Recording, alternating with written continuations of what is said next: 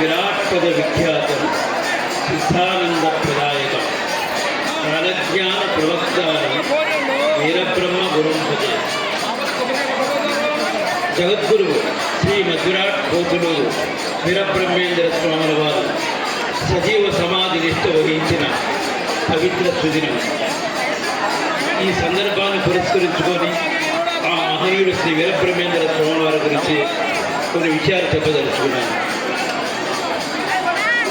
సమాజంలో జరుగుతున్న ఉత్పాతాలు మరొక వాక్యాలుగా నిగూఢ అర్థంతో కాలజ్ఞానంలో పొందుపరిచి కులాతీత మతాతీత సమాజం కోసం పరితపించి ఆచరించి ఆ దిశగా ప్రచారం చేసి పరబ్రహ్మ స్వరూపులుగా లోక కళ్యాణం కోసం అవతరించిన భూత భవిష్యత్ వర్తమాన కాలజ్ఞాన సృష్టికర్త జగద్గురు శ్రీ మధురాట్ కోతులూరు వీరబ్రహ్మేంద్ర స్వాముల వారు. శ్రీ వీరబ్రహ్మేంద్ర స్వాముల వారి జీవితం గొప్ప సందేశాత్మకమైనది. ఆయన జాతి మత కులాతీతమైన విశ్వ కుటుంబ భావన గలవారు. అన్ని కులాల వారిని ఆత్మీయ శిష్యులుగా చేసుకుని అన్ని మతాల వారికి ఆత్మ ప్రబోధం చేసి మమాత్మ సర్వభూతాత్మ అనే సూక్తికి ప్రత్యక్ష నిదర్శనంగా నిలిచిన భవ్య యోగి శ్రీ వీరబ్రహ్మేంద్ర స్వాముల వారు. తమ దివ్యోపదేశాల ద్వారా దశ దిశ వీరబ్రహ్మేంద్ర స్వాముల వారు సజీవ సమాధి నిష్ఠ వహించి ఇప్పటికి నేటికి 333 సంవత్సరాలు అవుతుంది. ఈ స్వామివారు క్రీస్తు శకం 1608 అనగా కీలకనామ సంవత్సరం కార్తీక శుద్ధ ద్వాదశిలో జన్మించారు. 12వ ఏడు తన పెంపుడు తల్లి అనుమతితో ఆయన దేశాటనకు బయలుదేరారు. 16వ ఏడు వచ్చేటప్పటికి బనగానపల్లి చేరి గరిమిరెడ్డి అచ్చమ్మ ఇంట గోల కాపురిగా గోసేవ చేశారు. తదుపరి ఆమెకే సద్గురువై జ్ఞానోపదేశం చేశారు. తన దేశాటనలో గమనించిన మూఢాచారాలను మత చాందసత్వాన్ని నిరక్షరాస్యతను మహిళా వివక్షను ఆయన తీవ్రంగా ఖండించారు. మూఢనమ్మకాలను ఆచరించడం తగదని బాల్య వివాహాలను ఆనాడే వ్యతిరేకించి బాలిక రజస్వలైన తర్వాతనే వివాహం చేయాలని సమాజానికి ఒక నిర్దిష్టమైన సంకేతాన్ని సూచించారు. తాము కూడా స్వయంగా ఆచరించి చూపారు. స్త్రీలకు సహజ సౌభాగ్యం జన్మతః వచ్చిందని భర్త పోయినా దానిని వెన్నాడరాదని బాల్య వివాహాలు సమాజాన్ని చేటు కలిగిస్తాయని ఆనాడే చెప్పారు శ్రీ వీరబ్రహ్మేంద్ర స్వాముల వారు.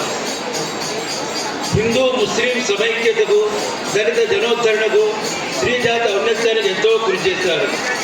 మహమ్మదీయుడకు సిద్ధైన శిష్యునిగా స్వీకరించి పంచముడుకు కక్కయ్యకు రెడ్డి కులశ్రేణి అచ్చమ్మకు బ్రాహ్మణుడైన అన్నాదేయకు జ్ఞానోపదేశం చేసి తన ఆత్మీయ శిష్యులుగా చేర్చుకున్నారు. మనిషిని ప్రేమించలేని వాడు దేవుడిని ప్రేమించలేడని మానవ సేవే మాధవ సేవ అని హరిజనుడైన కక్కయ్యను శిష్యునిగా స్వీకరించి షట్చక్ర సందర్శనం చేయించారు. శ్రమైక జీవన సౌందర్యాన్ని ఆస్వాదిస్తూ కార్మిక కష్టక వర్గాలకు కావలసిన వ్యవసాయ పనిముట్లను కొలువృత్తిని అనుసరించి అందించారు.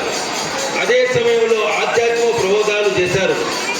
తన జ్ఞాననేత్రంతో కాలజ్ఞానంలోని గ్రంథాలు రచించారు. బ్రహ్మేంద్ర స్వామి వారి పేరు వినగానే గుర్తొచ్చేది కాలజ్ఞానం. కాలజ్ఞానం గురించి చాలామందికి తెలుసు. ఏనాడో 17వ శతాబ్దంలోని కాలజ్ఞానం ద్వారా భవిష్యత్తు గురించి ఆయన చెప్పారు. ఆంగ్లేయుల పాలన గురించి, రైలు వల్ల రాకడ గురించి, మహాత్ముల జననం గురించి, భూకంపాది ప్రళయాల గురించి ఆయన చెప్పినవి చెప్పినట్టే జరిగాయి. శ్రీశైల మల్లికార్జునుడు భక్తులతో మాట్లాడాను.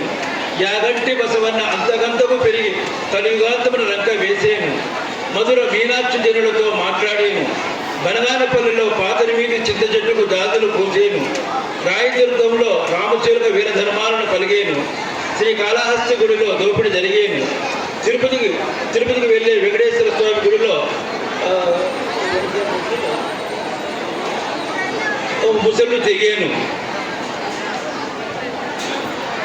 ఇలా ఎన్నో ఆయన చెప్పడం జరిగింది. బెజవాడ కిష్టమ్మ కలియుగాంతమున కనకదుర్గా ముక్కు పోగునంటేను. ఆదోనిలో కప్ప కోడి వల్ల కూర్చేను. ఇలాంటి ఎన్నో చెప్పారు మహనీయుడు శ్రీ వీరబ్రహ్మేంద్ర స్వామి వారు.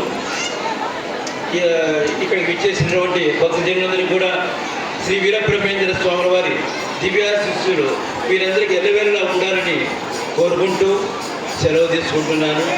స్వస్తి. సర్వేషాం స్వస్తిర్భవతు, సర్వేషాం శాంతిర్భవతు, సర్వేషాం పూర్ణం భవతు. మరి